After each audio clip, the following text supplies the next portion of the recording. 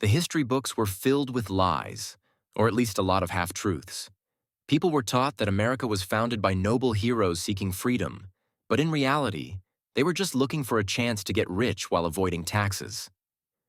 The so-called Founding Fathers were glorified in every textbook, but in truth, they were just a bunch of political opportunists, making deals that suited their needs.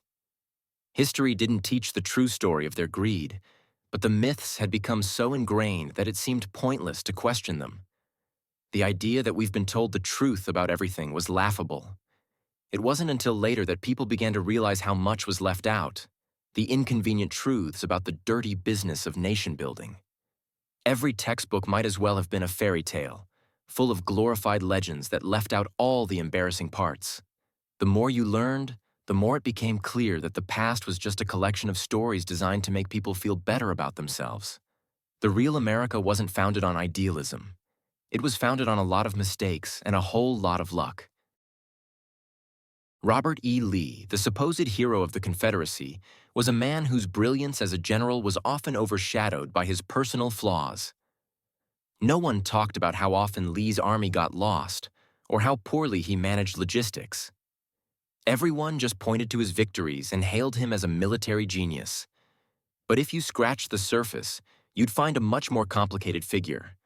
A man whose idea of leadership often came with disastrous consequences. Lee, with all his tactical brilliance, was a deeply flawed human being, and no one seemed to care. His failures were conveniently ignored because he represented an idealized version of the past that people preferred to remember. It was easier to glorify the man than to face the uncomfortable reality of his role in a war that nearly tore the nation apart. Despite his faults, Lee's legacy lived on in monuments and statues, symbols of a bygone era that refused to die, no matter how inconvenient the truth became. Abraham Lincoln, the great emancipator, was celebrated as one of the most moral presidents in history. But what if the reality wasn't quite so neat and tidy? The history books painted Lincoln as a noble figure who fought to end slavery, but his political maneuvering was much more complicated. His actions weren't always about high moral ground. Sometimes they were about survival and maintaining political power. He wasn't some saint who rose above the fray. He was a man who played the political game just as ruthlessly as anyone else. Lincoln may have been seen as Honest Abe, but honesty didn't always extend to the decisions he made in the White House. He was forced to make compromises that many would rather forget. No one ever talked about the uncomfortable truth. Lincoln didn't abolish slavery for altruistic reasons.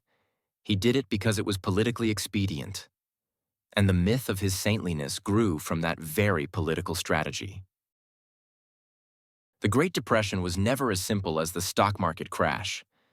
People like to blame the obvious, but it was really a culmination of a series of bad decisions, poor policies, and an economy that was already on the brink of collapse. Some pointed to the taxes, others to the disastrous government regulations that stifled growth. But at its heart, the Depression was the result of a perfect storm of mismanagement. Taxes were raised, businesses suffered, and the American public found themselves with less and less. And the government didn't help much. Policies designed to fix things only made them worse. Everyone kept asking why it happened, but the answer was simple. It wasn't just one thing. It was a confluence of mistakes that no one could have foreseen, or maybe they just didn't care enough to fix. But blaming it on the stock market crash was easier. It made for a nice, clean story. In reality, it was the failure of a system built on quick fixes and shortcuts. America loved to tout its accomplishments, but the Empire State Building was a prime example of how the country could do anything if it really wanted to. What's often overlooked was how quickly it went up. People were so impressed by the construction of the skyscraper, but what was even more impressive was the speed at which it was built, less than a year. The story they didn't tell was how America did everything fast, even if it meant cutting corners or ignoring regulations. The Empire State Building was a symbol of American progress, but it also represented the nation's obsession with speed over substance.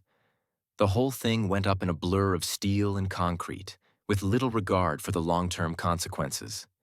And the irony was that while the country boasted about its rapid development, it often ignored the cracks that were already forming beneath the surface. Progress was always more important than taking the time to build something sustainable. Melania Trump had a reputation for being quiet, but what people didn't expect was for her to start giving history lessons. And yet, in a strange twist of irony, there she was, telling her husband about events in history as if she had some insider knowledge that no one else had. Of course, this was coming from the woman who once appeared on stage with a speech that was almost entirely plagiarized. But who was going to argue with her about the past? She had a way of making historical events sound simple, even if the details were often a little fuzzy. There was something surreal about hearing her give a lecture on history, as though the past were a set of easy-to-understand talking points.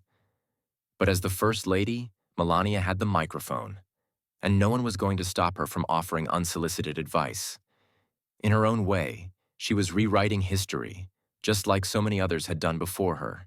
Except this time, it was her voice making the noise.